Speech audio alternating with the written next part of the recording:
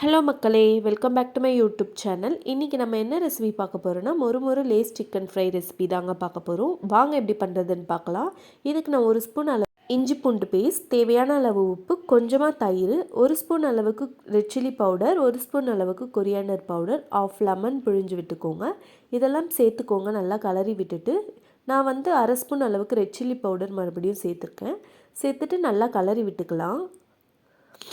இப்போ அதை தனியாக எடுத்து வச்சுட்டு நான் சிக்கன் வாஷ் பண்ணி எடுத்திருக்கேன். அதில் வந்து நான் ஒரு கத்தி வச்சு நல்லா குத்திக்கிட்டேன். ஏன்னா அப்போ தான் வந்து நம்மளுக்கு மசாலாலாம் நல்லா உள்ளே இறங்கும்.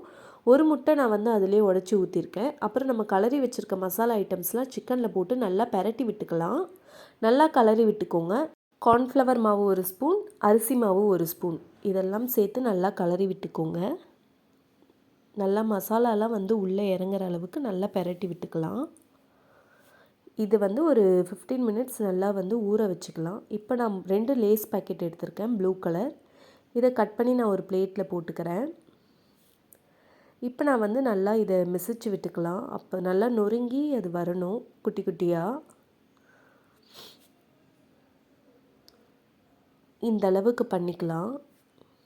இப்போ மேக்னேட் பண்ணி வச்சுருக்க சிக்கனை அதில் போட்டு நல்லா பெரட்டி விட்டுக்கலாம். எல்லா சைடுமே அந்த லேஸ் வந்து பரவணும். இப்போ ஒரு பேனில் எண்ணெய் ஊற்றி எண்ணெய் சூடானோடனே நம்ம மேக்னேட் பண்ணி வச்சுருக்க சிக்கன் அதில் போட்டுக்கலாம். 15 நிமிஷம் ஒரு சைடு நல்லா வேகணும். குக் ஆனவுடனே நான் மறுபடியும் இன்னொரு சைடு திருப்பி போட்டிருக்கேன். அதுவும் ஒரு 15 நிமிஷம் நல்லா வேகணுங்க.